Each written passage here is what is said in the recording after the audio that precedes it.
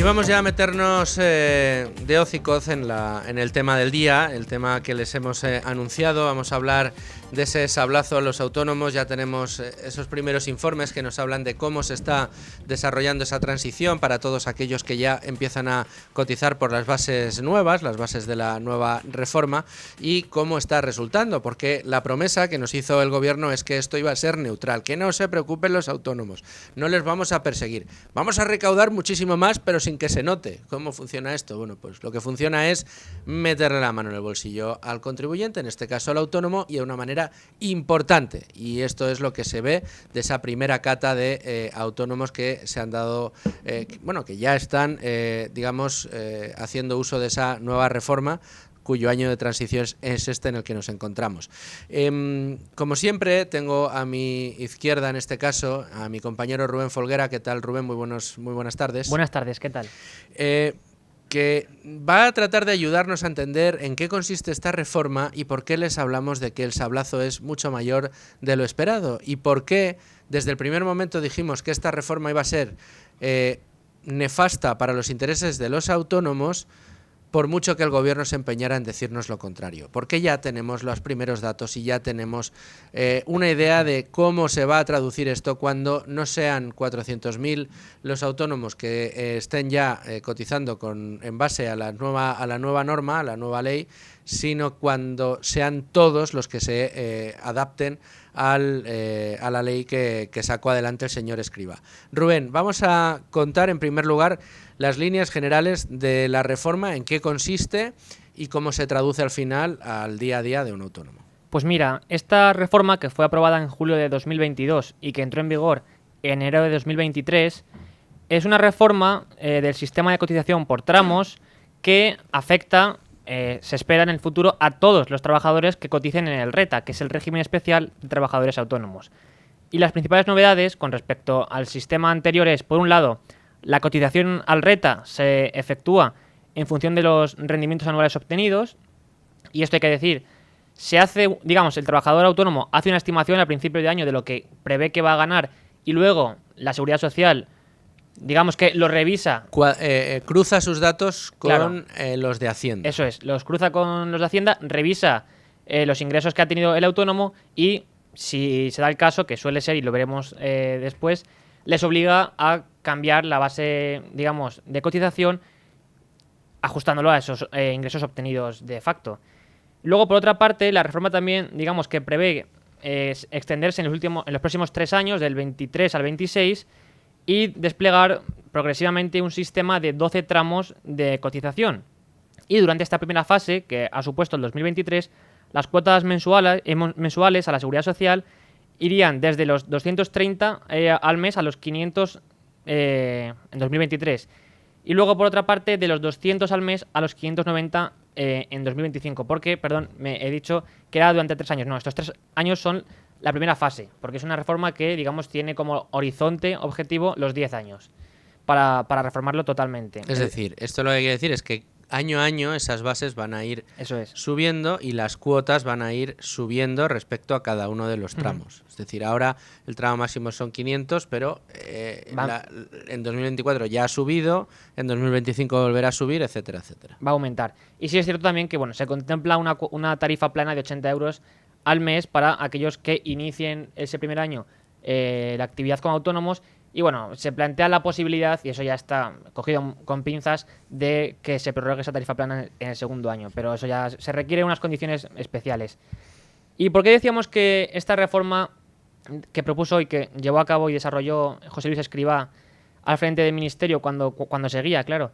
Pues porque en 2023 estos planes del gobierno han constatado que el objetivo es multiplicar la cuota en realidad para la mayoría de los autónomos, no como decían de que afectará solo a unos pocos y que será neutral. Sí, el señor Escrivá siempre decía que era neutra porque lo que iba a subir esa cuota o esa recaudación en aquellos autónomos que más dinero facturaban se neutralizaría con lo que le iba a bajar esa cuota a aquellos que facturaban menos. Pero esto no es así. Pues mira, en 2023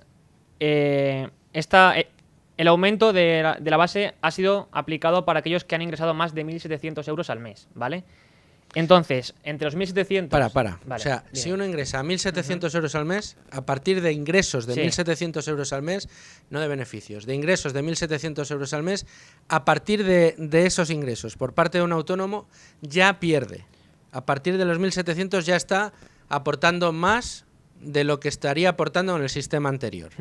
Por debajo de los 1.700 se corrige, pero las correcciones son de 3-4 euros. Es a lo que íbamos. Mira, los que han cobrado o ingresado entre 1.700 y 1.900 euros al mes, su cuota se ha casi duplicado con respecto al 22, al año anterior.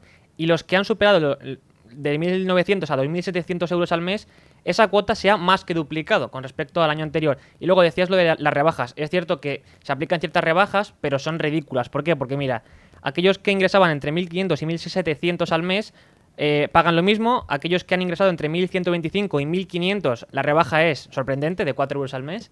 Luego entre 900 y 1.125 se han ahorrado 24 euros al mes, y entre 700 y 900 36 euros al mes.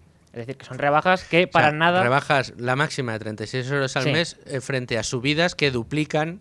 Y no, que más que duplican. Más que duplican Eso es. las cuotas. Hmm. Esto era lo que iba a ser neutral. Muy neutral. Y a más. Tenemos datos también de 2024. Sí, porque en este año, 2023, se han producido ya los cambios de base, y tenemos que de los 400.000 trabajadores autónomos que se han visto obligados a cambiar esa base mínima de cotización, la base de cotización, tenemos que 2/3 ha sido para aumentar, lógicamente, la base de cotización, y por tanto para pagar más de lo que hubiesen pagado en el año anterior. Y bueno, y 1/3, pues es cierto que han pagado menos o lo mismo. Es decir, que de los 400.000 autónomos que ya están, digamos, desarrollando su actividad en virtud de la nueva norma que ha aprobado el señor Escrivá y que iba a ser neutral, de esos 400.000, 2/3, 2 de cada 3, están pagando más o mucho más de lo que pagaban en 2022. Y 1/3 paga lo mismo que paga en 2022 o menos, Sí. un poquitito menos, Un poquito menos. solamente un poquitito menos. Y esta es la reforma que iba a ser fantástica para todos los autónomos. Pero fíjate que esto, digamos, estos 400.000 autónomos han sido el 10% del total de autónomos que hay. Por tanto, lo que podemos imaginarnos es que cuando poco a poco la reforma se vaya extendiendo a lo largo de la totalidad de autónomos, pues el sablazo va a ser siquiera aún mayor del que ya se está produciendo. Pero, sin embargo, el señor ministro creo que le podemos escuchar porque Sí. esto no era lo que él decía que iba a pasar. No, para él, digamos, la reforma iba a ayudar y hacerle más fácil la vida a los autónomos. Queremos hacer la vida mucho más fácil para los autónomos. Sabemos que los autónomos pues tienen recursos limitados de gestión y tenemos que hacer que esos recursos limitados se utilicen de la forma más eficaz posible. Bueno, que se utilicen de la manera más eficaz posible, es decir, más recaudatoriamente eficaz posible. Es lo que decíamos, ¿no? Al principio comentaba yo, Rubén, cómo... yo he querido traer el caso de esta chica porque, a ver, me ha parecido que se ha hecho muy, muy viral en redes sociales y me parece muy elocuente de lo que sucede en España, ¿no? Como un trabajador por cuenta ajena, como la nómina, pues en la mayoría de los casos solo aparece tu bruto, además tu bruto sin contar las cotizaciones que tiene que asumir la empresa por ti, digamos la parte que paga la empresa, porque es un truco además sin demasiado sentido. No, es que esa cotización la paga la empresa, ya, pero es que si no te contrata esa no la pagaría, con lo cual forma parte de tu coste laboral y va al mismo sitio que la que pagas tú, con lo cual si son cotizaciones sociales, que la pague uno u otro va a dar lo mismo. Al mismo tiempo te está aplicando la propia empresa la retención, con lo cual tú a final de mes lo que tienes en el banco es la nómina que te llega el neto, es decir, lo que cobras menos todo lo que ya te han quitado, pero tú no eres consciente ni sufres ese choque de realidad que sufrió esta chica cuando se dio cuenta de todo lo que había ganado, todo el esfuerzo que había tenido que dedicar, el número de horas diarias que había tenido que dedicar para conseguir ese nivel de ingresos, unido a el riesgo que ha asumido a la hora de poner en marcha un negocio, etcétera. Bueno, pues los trabajadores por cuenta ajena, similar, pero quizá con menos carga, porque en realidad, bueno, pues están firmando un contrato de trabajo y no están ellos arriesgando su propio capital en un proyecto, simplemente prestan su trabajo, también sus horas de trabajo, su esfuerzo, su sudor, a sacar adelante el proyecto en el que le han contratado. Bueno, pues como no sufre en carne propia el ver en su nómina cómo entra un dinero y se va a la mitad, porque se lo quitan en Hacienda, no somos realmente conscientes de hasta qué punto nos están metiendo la mano en el bolsillo. Claro, con la reforma del señor Escrivá es especialmente sangrante porque este colectivo sí sabe lo que pagaba y sí sabe lo que va a pagar a partir de ahora. Efectivamente, eso que dices es totalmente cierto y sería, la verdad es que una buena terapia de choque, yo creo, que los trabajadores, digamos, los asalariados, reflexionasen y se pusieran a ver, como bien dices, cuál es el coste total por el que la empresa paga por tenerle empleado y qué es lo que reciben. Porque se van a dar cuenta, como dices, digamos, como es el caso de los autónomos, de que lo que se lleva el fisco, el Estado en este caso, es pues prácticamente la mitad. Porque de hecho el día de la liberación fiscal suele ser el 6 de junio, más o menos, por junio. Es decir, que estamos la mitad del año pero pagando. Esto es curioso. El otro día tenía la oportunidad de estar con unos empresarios y salió el tema del día de la liberación fiscal. Y decía, no, para el que cobra el salario medio, el salario mínimo, se liberan fiscalmente ahí por el mes de junio. Y decía, nosotros estamos trabajando para el Estado hasta noviembre. O sea, durante enero, febrero, marzo, abril, mayo, junio, julio, agosto, septiembre, octubre, noviembre, todos esos meses, todo lo que has ganado se lo ha llevado el Estado. Y luego el resto te queda para ti. De hecho, antes lo veíamos cuando estábamos analizando los tramos de cotización de autónomos y las bases mínimas y máximas. Veíamos que, por ejemplo, el tramo mínimo llegaba hasta 1.300 y la base máxima era 1.300, precisamente. Por tanto, que no sé qué es lo que pretende el Estado, Hacienda o la Seguridad Social o quien sea, la señora María de Jesús Montero, lógicamente, y el Gobierno, que al final lo que quieren es tenerlos. Lo que no se atrevía a lo mejor a decir en el audio la chica, que es esclavizarnos. Sí, bueno, claro, ¿puedes, Amalio, ponernos el final del corte de esta chica, el corte que se ha hecho viral, donde se calla, se muerde la lengua y no dice lo que realmente piensa? Pero no está el final, la parte. Carretera, sí, lo que tú quieras. Pero es que no, es que todos sabemos perfectamente dónde va ese dinero y lo que me da rabia es que, ¿qué haces, tío? Si es que no puedes hacer nada, si es que somos todos... Uf. Somos todos, qué rabia, no puedes hacer nada. Ese es el choque de realidad que sufre esta chica con la que empatizamos también nosotros. Mira, Rubén, quédate porque ¿qué te parece si añadimos a la mesa de debate a nuestro analista de cabecera del día, que es el profesor de la Universidad de Málaga y miembro de LWS Academy, Che Cabello? ¿Cómo estás, profesor? Muy buenas, Luisfer, ¿qué tal? Muy bien. Bueno, pues aquí estamos con choques de realidad y analizando las primeras consecuencias de las que tenemos test, digamos, con datos contantes y sonantes de esa reforma que ha puesto en marcha el Gobierno de la organización de los autónomos a la hora de ponerse al día con el fisco, de sus cotizaciones y de sus bases máximas y mínimas de cotización. De momento, Che, lo primero que hace esta nueva norma es quitarles autonomía a los autónomos, porque antes eran ellos los que podían decidir. Curiosamente, cuando les dejas decidir, van y dicen todos que quieren cotizar por la base mínima, en lugar de por la base máxima y tener muchas más prestaciones en el futuro. Entonces, como elegía todo el mundo la base mínima, va el Gobierno y dice, pues ahora te voy a decir yo por la base por la que tienes que cotizar.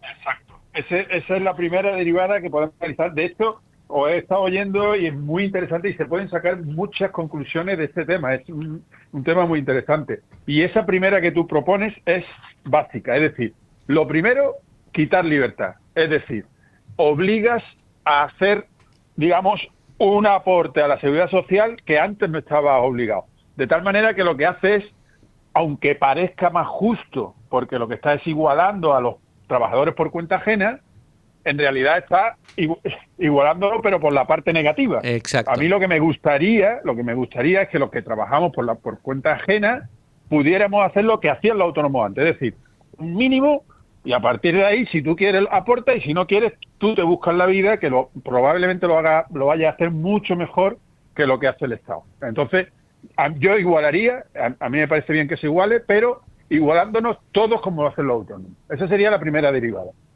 Y te digo una cosa, la segunda derivada es, ojo, que esto es muy parecido a lo que tenemos los funcionarios con Muface, donde se demuestra que al final el 90% elegimos la sanidad privada, ¿vale? ¿Y qué están intentando hacer? Igualar, ¿cómo? Quitándole esa posibilidad al funcionario en vez de decirle a todos los trabajadores, oye, tenéis esta posibilidad, vosotros elegís. Eso sería lo bueno. Eso sería lo bueno. O sea, pues es muy, muy, muy parecido a lo que estamos haciendo con esto. Es igualar en libertades o igualar en yugo. Pues en este caso en yugo. O sea, los funcionarios podíais elegir, ahora ya, en lugar de igualar y que todos los asalariados podamos decidir esa cuota que pagamos, si va a la seguridad social o va a la sanidad privada. Y que, de hecho, el colectivo de los funcionarios, al final, por persona salía más barato que la seguridad social, salía bastante más barato. Pero en lugar de igualarlo por la parte ancha, lo hacen por la parte estrecha. Es decir, vamos a vamos a quitar espacios de libertad, vamos a quitar espacios de poder de decisión en este caso y en el caso que hoy nos ocupa, en el de los autónomos. Pero es que además lo hacen, bajo una premisa que a mí me parece espectacular, que es la de esto lo hacemos por los autónomos. Esto lo hacemos para que sea algo más justo. Y además que no se preocupe nadie, porque además va a ser neutral, porque claro, habrá autónomos que facturen menos y entonces tendrán que cotizar por menos, su base bajará, y habrá autónomos que coticen mucho, a los que sí que les vamos a cobrar más, pero se va a ir lo comido por lo servido. Claro, cuando tú revisas las tablas, y te das cuenta que la rebaja máxima, como nos decía Rubén, era de 34 euros al mes y casi que el aumento mínimo es prácticamente del doble de la cuota que se estaba pagando, claro, a partir de ahí decimos neutro, igual el detergente que utilizas en la lavadora, pero nada más. Claro, es que ya una vez dicha la primera premisa, ¿no? La segunda es, vamos a ponernos a hacer cuentas, como ha hecho Rubén, ¿no? Vamos a ponernos a hacer cuentas y vemos que esto de neutral no tiene absolutamente nada. Entre otras cosas, porque si fueran neutral no lo harían, porque lo que están buscando es mayor recaudación, con lo cual de algún sitio tiene que salir. Y lo que le rebaja tiene que ser menor a lo que vaya a aumentar, eso está clarísimo. Pero es que además se hace sobre los ingresos, que es algo que tampoco tiene sentido. Es decir, tú puedes ser un autónomo con muchos ingresos y pocos beneficios. Claro. O con poco ingreso y que todos sean beneficios. Es que no tiene sentido que sea sobre los ingresos, que eso es otro detalle que hay que tener en cuenta. Y después, otro comentario que me gustaría hacerte es que fíjate que el autónomo, por eso está tan vilipendiado por el gobierno y tan olvidado, entre comillas, porque no está olvidado, lo que está es discriminado. El autónomo es el más parecido a la persona que sabe lo que le cuesta el Estado. ¿Por qué? Porque los que trabajamos por cuenta ajena, cuando nos llega la nómina, ya nos han descontado, ya nos han quitado la seguridad social de la empresa. Tampoco vemos la seguridad social que pagamos directamente nosotros pagamos todo, ¿no? Pero directamente nosotros, el IRPF, con lo cual, cuando tú le preguntas a alguien, ¿tú qué ganas? El sueldo neto, es lo que te dice. No, tú ganas mucho más. Claro. Pero el autónomo sí lo sabe. Ese sí lo sabe, porque él sí sabe que tiene que descontar y tiene que pagar mensualmente, trimestralmente. Claro, entonces, él es el que está, digamos, más cercano a saber exactamente qué es lo que nos cuesta el Estado. Y eso es lo que no le gusta al Estado, ¿no? Por eso está tan maltratado, ¿no? Y por eso ellos son tan conscientes de todo lo que se paga, ¿no? Porque claro que estáis hablando de ingresos de 1.700 euros, de ingresos. O sea, eso es de risa. Que ese sea el pivote a partir del cual sea mayor pagar o menor pagar, es casi un escándalo, pero bueno. Bueno, tan escandaloso como el hecho de que el propio gobierno reconozca y se pavonee, me atrevo a decir, de que en España prácticamente el que cobra el salario mínimo interprofesional forma parte de la clase media, cosa que es cierta y que desde luego no es algo para presumir. O sea, la clase media tendría que ser unos ingresos bastante superiores a eso. Lo que nos han hecho es, de nuevo, igualarnos a todos por abajo, igualarnos a todos por el final. luego hay otra de las reflexiones en el audio que hemos escuchado, del vídeo viral este de esta chica que de repente ha descubierto lo que significa ser autónoma, lo que significa que te quiten todos los impuestos, que es lo peor de todo, dice, es que no puedes hacer nada. Somos todos unos buff, dice. Somos todos unos esclavos. Y es que es un poco la fórmula, ¿no? Por eso es tan importante, como decías tú, aquello que señaló Garamendi para algo bueno que dijo y se le echaron todo el mundo encima, ¿no? Cuando dijo, oye, sería estupendo ya no solo que el trabajador conozca por cuenta ajena cuánto dinero gana en realidad respecto a lo que recibe, sino que sería estupendo que recibiera en su cuenta, en su extracto bancario, recibiera el total del dinero que la empresa paga por él. Y al día siguiente viniera, ni siquiera tuviera que hacer el ingreso, como lo tiene que hacer al final el autónomo, sino que viniera a Hacienda y se lo quitara, le quitara la mitad de ese dinero, más de la mitad en muchos casos y un poquito menos de la mitad en algunos otros. Pero ese día sería una revolución lo que tendríamos en España. Absolutamente, absolutamente. Perdóname la autocita, Luis Fer, pero hace ya como 10, 12 años que escribí un artículo en los periódicos del Grupo Yolí, de aquí de Andalucía, y escribí exactamente eso, y le llamé una revolución liberal o algo así, no recuerdo ahora mismo el nombre, pero una verdadera revolución. Y era efectivamente exactamente lo que estás diciendo y que dice ahora Garamendi, ¿no? Es decir, hacer consciente a todo el mundo de lo que gana, porque todo lo que paga el empresario por él lo gana él, y que sea consciente de lo que detrae el Estado todos los meses. Y eso sería magnífico, porque de pronto seríamos todos conscientes. Y es como cuando tú vas a un supermercado, yo me acuerdo que lo ponía, si vas a un supermercado y tú no sabes lo que te cuesta el vino, tú te vas por el mejor vino. Claro. Ahora, cuando tú tienes que valorar cuánto te cuesta y qué te dan, entonces cuando ya empiezas a decir, oye, pues esto no lo quiero, esto sí o esto no. Pero, claro, si tú no sabes el precio, que es lo que nos pasa, porque no sabemos el precio realmente de lo que pagamos mensualmente, pues claro, tú dices, no, más Estado. ¿Por qué? ¿Por qué más Estado? Porque no soy consciente de lo que nos cuesta el Estado. Es así de sencillo, es así de sencillo. Lo mismo que eso se traslada al IVA. Fíjate tú que por ley tienes que poner los precios con IVA. Tendría que ser al contrario, tendría que ser los precios sin IVA. Y que tú seas consciente cada vez que compras una cosa, que si te cuesta 121, 100 es el precio real. Y 21, que tú sepas que esas 21 van para el Estado, cada vez que compras. Y eso sería la segunda pata, ¿no?, de esa revolución en la que de verdad nosotros sepamos qué es lo que nos cuesta el Estado. Y podamos decidir, una vez que vengan las elecciones, digamos, oye, pues me gusta más Estado o me gusta menos Estado. Ahora, claro, si pensamos que es gratis, pues entonces, claro, que el Estado... que todo se haga cargo del Estado. No, hombre, no sé si me explico. Y tendríamos más ganas, como le ha pasado a esta chica que hemos escuchado hoy, de decirle al gobierno, oye, que me estás quitando la mitad, ¿qué me estás dando? ¿Qué me estás dando? O sea, ¿cómo que ahora vas a aprobar un ministerio nuevo con 14.000 sedes que se va a dedicar al estudio de no sé qué? ¿Por qué te gastas tantas, por qué hay tantas subvenciones para estudios de, no sé, el desarrollo de las perdices rojas en el norte de España? O sea, te quiero decir, vamos a ir, tendríamos mucho más masa social, mucho más ciudadano consciente de dónde vive y de lo que paga, exigiendo una calidad mucho mayor de esos servicios que tenemos. Pero, como decía esta chica, ya sabemos a dónde van nuestros impuestos y lamentablemente nos estamos enterando en estos últimos días de a dónde ha ido mucho de ese dinero que hemos estado pagando todos. Y Luis Fer, aunque vaya a un bono joven, como ahora le llaman, que por cierto, yo siempre lo digo, que tengo oportunidad, ¿por qué solo a los jóvenes? Es que cada vez que tomamos una medida hacemos una discriminación que yo no entiendo, pero bueno, pero incluso aunque vaya para gastos así, la estrategia está muy clara. La estrategia es, yo te quito todo lo que puedo y después te doy unas migajas, y esas migajas hago que tú seas dependiente de mí, y entonces mira qué bueno es que me dan unas migajas cuando por otro lado te está metiendo la mano en el bolsillo. Esa es la estrategia, no tiene más, y que creamos que somos dependiente absolutamente de las migajas que nos pueda del Estado.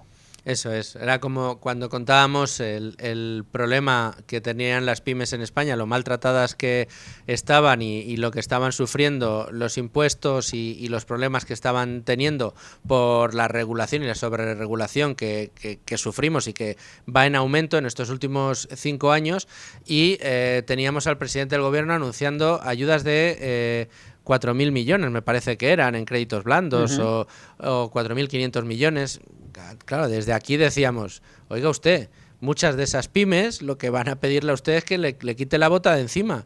No me dé paguita, déjeme a mí trabajar, déjeme desarrollar mi actividad, no me cobre tantísimos impuestos, no me eleve los costes salariales, no me eleve los costes de producción, no haga que la energía suba, no presione al alza la inflación, que al final lo pagamos todos y en origen lo pagan las empresas para poder desarrollar su actividad, ¿no?